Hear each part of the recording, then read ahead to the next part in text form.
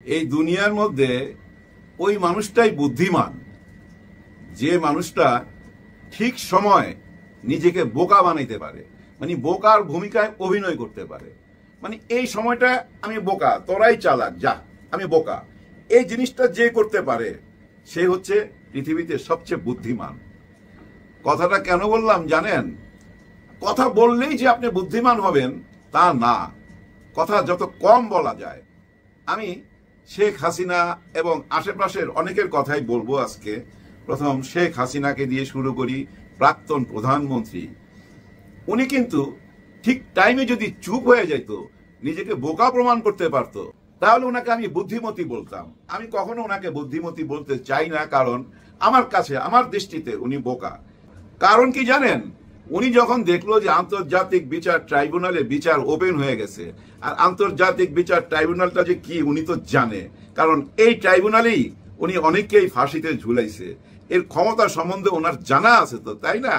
এটা জানার পর যদি উনি একটু বোকা সাজতো, একটুখানি এইটুক বইলা দিত যে দেখেন লাস্ট 36 দিনে বা লাস্ট 20 ডেজে যা কিছু হয়েছে বাংলাদেশে আমি থাকাকালীন, এগুলা ছিল আমার ভুল, আমার মিস্টেক। যেটা জয় বলছে, সজীব জয় বলছে না মিস্টেক, ওই মিস্টেক শব্দটা যদি বলতো, যেটা আমার ভুল ছিল, আমি অন্যদের প্ররোচনায় এই কাজগুলা করছি, এরকম একটা বোকা বোকা কথা যদি বইলা দিত, তাহলে দেখেন ওনার উকিল অন্তত এই বিচার ট্রাইব্যুনালে লড়াই করতে পারতো, তর্ক যুক্তি দাঁড় করাইতে পারতো যে আমার মক্কেল, ইউর অনার, আমার মক্কেল এখন অনুশোচনায় ভুগতেছে। উনি এতটাই বিবেকের ধ্বংসনে আছে যে উনি চুপ হয়ে আছে, দেখেন না, উনি কোনো কথা বলে না। এটা বলতে পারতো যখন থেকে বিচার ট্রাইব্যুনাল আরম্ভ হয়েছে, তখন থেকে যদি চুপ হইয়া ওরকম একটা বোকা বোকা কথা বইলা দিত, তাহলে উনার উকিল উনার পক্ষ হইয়া আজকে এই জেরা করতে পারতো, তাই না? কিন্তু উনি তো তা করেন নাই, বরঞ্চ মামলাটাকে আরো সহজ করে দিছে। কিভাবে সহজ করছে? উনি বলছিল না আমার বিরুদ্ধে 225টা মামলা হয়েছে, তো তাহলে 225 জনকে হত্যা করার লাইসেন্স পাইয়া গেলাম। বলছে না ভাই, এই ধরনের একটা কথা বলছে। একজন অপরাধী যদি এই ধরনের হুমকি দেয়, অনেক সাক্ষী তো ভাই সাক্ষী দিতে আসবে না, ভয় সাক্ষী দিতে আসবে না। আদালতে ওই কথাগুলাই বলা হয়েছে যে সাক্ষীদেরকে উনি ভয় দেখাইতেছে, উনার ভয় শোনানো হয়েছে। উনি আরো বলতেছিল না তোমাদের কি বইলা দিতে হবে, তাদের বাড়িঘর ছিল না, মানে আগুন জ্বালাও, কিছু হাদিয়া দিয়া দাও। আবার এই কথাও বলছে এবার আইসা আমি কোনো উন্নয়ন করুম না, এবার আইসা ময়লা সাফ করুম, ময়লা। তার মানে কি জানেন? আওয়ামী লীগ ছাড়া যেসব দল আছে, বিএনপি, জামাত, এই যে জুলাই গণ অভ্যুত্থানে যারা নাম ছিলেন মাঠে, সবাই অডিও ভিডিও কল বাছাই কইরা এই ময়লাটাই সাফ করতে চায় উনি, এই ময়লাটা সাফ কইরা ফালাইবো। কত বড় হুমকি চিন্তা করেন। ওই হুমকি গুলাই এখন আদালতে পেশ করছে, এবং এটা আমলে নিছে প্রধান বিচারক এবং মহামান্য বিচারক, ওইটা আমলেও নিছে। দেখেন এই আদালতে একটা সাক্ষী, খুব করুণ কাহিনী, আপনারা হয়তো অনেকে শুনছেন, অনেকে জানেন, জানেন না। উনি হলেন পারভিন বেগম। পারভিন বেগমের পেশা ছিল রাজমিস্ত্রি। রাজমিস্ত্রি কিন্তু পুরুষদের পেশা, আমরা জানি। ইদানিং দেখবেন অনেক মা বোন রাজমিস্ত্রিদের সহকারী হিসাবে কাজ করে। পারভিন বেগম তেমনি একজন রাজমিস্ত্রির সহকারী হিসাবে কাজ করত। ইট, বালু, সিমেন্ট এগুলা আগায় দিত, অর্থাৎ রাজমিস্ত্রির সহকারী। চিন্তা করেন কত কষ্টের কাজ। সেই কাজ শেষ কইরা এই জুলাই 36 দিনের জুলাই শেষের দিকে উনি যাত্রাবাড়ির রাস্তা পার হইতেছিল। রাস্তা পার হইয়া দেখে শত শত লাশ পইরা রয়েছে, রক্তে রাস্তা ভাইসা গেছে।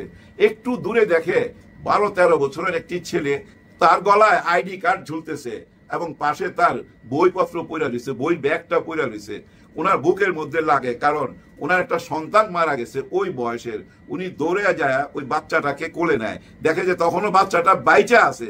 উনি ভাবতেছে তাকে হাসপাতালে নিয়ে যাবে, এর মধ্যেই দেখে কিছু দূরে পুলিশ আবার বন্দুক তাক করছে। উনি চিৎকার কইরা বলতেছে গুলি কইরেন না, গুলি কইরেন না। এর মধ্যে গুলি কইরা দিছে, আর ওই গুলির সাথে সাথে এই বাচ্চাটা ওই পারভিনকে না আঁকড়ায় ধরছে, জড়ায় ধরছে, এবং জড়ায় ধইরা না তার শেষ নিঃশ্বাসটা ত্যাগ করছে। পারভিন এই আদালতে বলতেছিল মানুষ যে কিভাবে মারা যায়, তার শেষ নিঃশ্বাস ত্যাগ করে, সেটা আমি টের পাইছি আমার বুকের মধ্যে, কারণ এই বাচ্চাটা আমাকে এভাবে শক্ত করে জড়ায় ধরে রাখছিল। তারপরে একটা টাইমে ঢইলা পড়ছে, আর পারভিনও তখন তার সাথে সাথে ওই রাস্তায় শুয়ে পড়ে। আর উনি একটুখানি মাথা উঁচু করে দেখার চেষ্টা করছে যে আর কোনো গুলি হবে কিনা বা কে গুলি করতেছে। ওই টাইমে ভাই ঝাঁঝরা, গুলির ঝাঁঝরা এসা ওই যে স্পিন্টার গুলা উনার মুখে চোখে লাগে, সঙ্গে সঙ্গে উনি অন্ধ হয়ে যায়, আর চোখে কিছু দেখতে পাইতেছিল না। এর মধ্যে বাচ্চাটাকে অনেকক্ষণ ঝাঁকি দিছে, দেখে কোনো নড়ে না। উনি বুঝতে পারতেছিল যে বাচ্চাটা আর নাই পৃথিবীতে। উনি বাচ্চাটাকে রাইখা উনি হামাগুড়ি দিয়া কিছু দূরে যায় চিৎকার করতেছিল। তারপর একজন রিক্সাওয়ালা ভাই উনাকে নিয়ে হাসপাতালে পৌঁছায়। উনি ওনার হাজবেন্ডকে ফোন দেয়, হাজবেন্ড আসে, আর হাসপাতালের ভিতরে তখন ভাই আহত আহত মৃত্যু যন্ত্রণায় অনেকেই চিৎকার করতেছিল। পারভিন বলতেছিল ওই চিৎকারগুলো আমি নিতে পারতেছিলাম না, আমি পাগল হয়ে যাচ্ছিলাম। তখন বিচারক উনাকে জিজ্ঞাসা করছে আপনি কি চান? তা আমি চাই শেখ হাসিনার বিচার। কারণ এই যে পুলিশরা গুলি করছে, এই পুলিশের মা বাপ ছিল শেখ হাসিনা। শেখ হাসিনার অনুমতি ছাড়া এই পুলিশ গুলি করে নাই। আমি ওই শেখ হাসিনার বিচার চাই।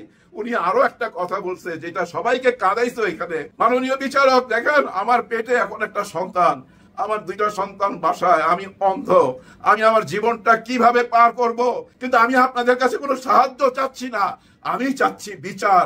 কারণ এই বিচারটা যদি না হয় ভবিষ্যতে আবার যারা ক্ষমতায় আসবে তারাও পুলিশকে বলবে গুলি চালাইতে, আর পুলিশ সেই হুকুমটাই জারি করবে, পুলিশ আমাদের উপরে গুলি করবে, আমাদেরকে মেরে ফেলবে।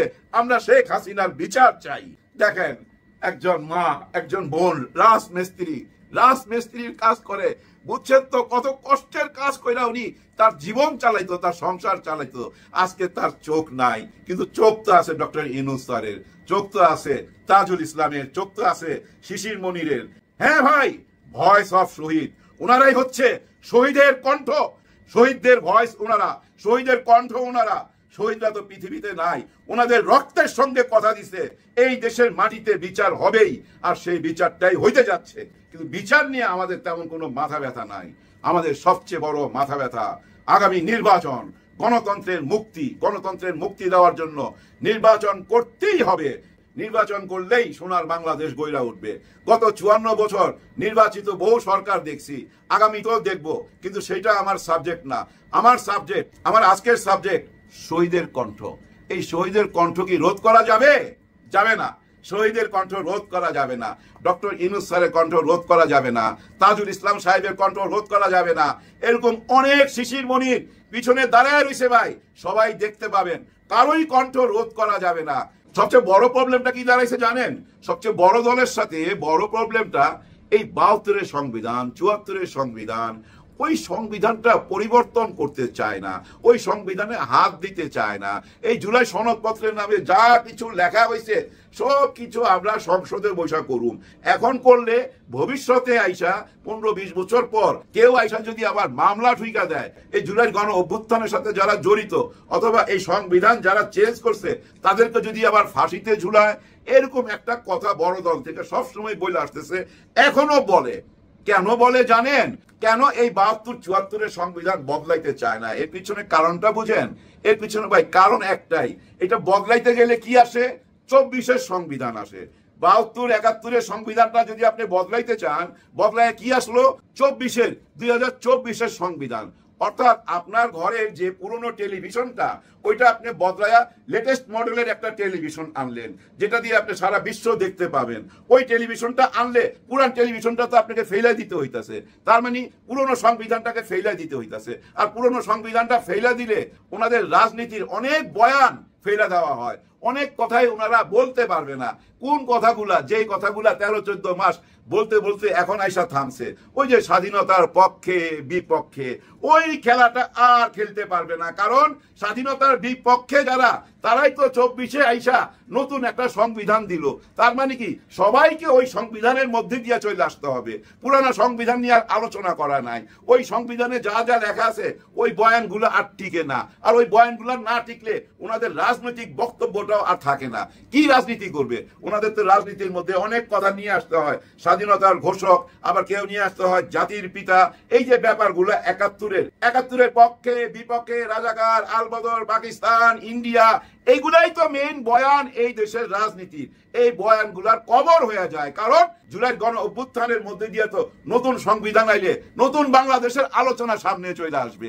এইটাই হলো মেইন, ওনাদের ওই সংবিধানই মেইন। পারভিন যে চোখে অন্ধ, তার যে পেটে সন্তান, তার ভবিষ্যৎ কি হবে সেটা নিয়ে কারো চিন্তা নাই। এই যে 1400 শহীদ হইল, এই শহীদের মা বাপদের কি চাওয়া সেটা নিয়ে চিন্তা নাই। এই যে 30-35 হাজার পঙ্গু হয়ে আছে, তাদের কি চাওয়া সেটা নিয়ে কোনো কথা নাই, সেটা নিয়ে কারো মাথা ব্যথা নাই। সবাইরই মাথা ব্যথা তাড়াতাড়ি নির্বাচন দেন, নির্বাচিত সরকার এসে সব ঠিক করে ফেলাবে। কিন্তু এটা তো অনেকেই বিশ্বাস করে না, আমরা বিশ্বাস করি না। যারা শহীদ তারাও ভাই ওপার থেকে এই কথা বিশ্বাস করে না, আর জীবিত শহীদরা তো করেই না। হাসনাত আব্দুল্লাহ, এই যে নাহিদ ইসলাম, সার্জিস, এরকম অনেক শত শত না ভাই, হাজার হাজার লক্ষ লক্ষ শহীদ বাইচা আছে, যারা জুলাই গণ অভ্যুত্থানের জন্য রাস্তায় নামছিল। কি কারণে রাস্তায় নামছিল এটা তো ভাই এখন আয়নার মতো পরিষ্কার, তাই না? আমাদের কাছে কি কারণে দেশের সমস্ত অর্গান, প্রশাসনের সর্ব অ্যাঙ্গেল থেকে ওনাকে সাহায্য করছিল এই অপরাধগুলো করার জন্য। ভাই সাধারণ কোনো অপরাধ না তো ভাই, সাধারণ কোনো অপরাধ না। আল কোরআনে লেখা আছে একজন মানুষকে হত্যা করা মানে সারা মানব জাতিকে হত্যা করা। কিন্তু এই কথা কি আমরা মানছি? আল্লাহ যে বলছে এটা জুলুম, এটা হারাম, জুলুম করা হারাম, সেটা কি আমরা মানছি? মানি নাই। মনে আছে চিটাগাঙের সেই মেয়েটির কথা, বাবার সাথে কথা বলতেছিল, বাবা তুমি কাঁদো কেন, বাবা তুমি কাঁদো কেন? তারপরে একটা গুলির আওয়াজ, একটা চিৎকার, সবকিছু শেষ। আজও তো কান্না করতেছে এই বাচ্চাটা। আরেকটা বাচ্চাকে দেখলাম, সে জানেন ছোটবেলায় তার বাবাকে সে হারাইছে, এই গুম ঘরে নিয়ে গেছে। সেই বুড়িগঙ্গাতে জানে নৌকায় নৌকায় ঘুরে মাসিদেরকে জিজ্ঞাসা করে, ও মাসি ভাই এরকম এরকম চেহারার ছবি দেখায়, এই মানুষটাকে কি আপনারা কখনো দেখছেন এই নদীতে ভাইসা উঠতে? কোথাও তার লাশ দেখছেন? দেখেন নাই। সে মেয়েটা এখন অ্যাডাল্ট, এখন কি বলে জানেন? আমার বাবাকে যারা মাইরা যেখানে গুম করে রাখছেন, যেখানে লুকায় রাখছেন, আমাকেও মাইরা ওইখানে নিয়ে গুম করে রাখেন, ওইখানে নিয়ে কবর দিয়ে রাখেন, তাতেও আমি আমার বাবার স্পর্শ পাবো, আমার বাবার ছোঁয়া পাবো ওই মাটির মধ্যে। এরকম কথা বলে। এই কথাগুলা কেউ শুনতে চায় না, কারোই শোনার অপেক্ষা নাই। সবাই এই দেশটাকে সোনার বাংলা বানাইবার জন্য ঝাঁপাইয়া পড়ছে। কিন্তু doctor Yunus sir, chief prosecutor Tajul Islam, Shishir Monir এবং সাদিক কায়েমের মতো হাজার হাজার যুবক পিছনে দাঁড়ায় রয়েছে ভাই, ডক্টর ইউনূস স্যারের পিছনে দাঁড়ায় রয়েছে। এটা আপনারা মাথায় রাখেন। কেউ যদি মনে করে ওই আগের রাজনীতি দিয়া ক্ষমতায় চলে যেতে পারবে, ভুল ধারণা, ভুল ধারণা।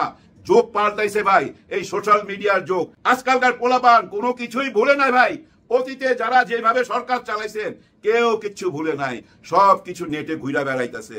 সামনে দেখতে পাবেন অতীতে যারা দেশ চালাইছেন এবং আন্তর্জাতিক দৃষ্টিতে তাদের দেশ চালানোর কি খ্যাতি পাইছিল, সেই খ্যাতিগুলা ধীরে ধীরে সামনে চলে আসবে।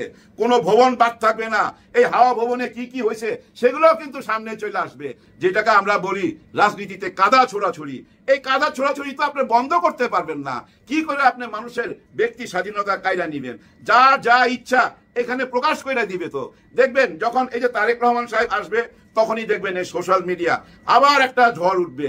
কোন ঝড়? অতীতে কিভাবে ওনারা দেশ চালাইছে, অতীতে হাওয়া ভবনে কি হয়েছে, কোথায় কি কাণ্ড ঘটাইছে, বিদেশি পত্রিকায় কি নিউজ হয়েছে, বাংলাদেশের পত্রিকার হেডলাইন কি ছিল, সবগুলা সামনে চলে আসবে।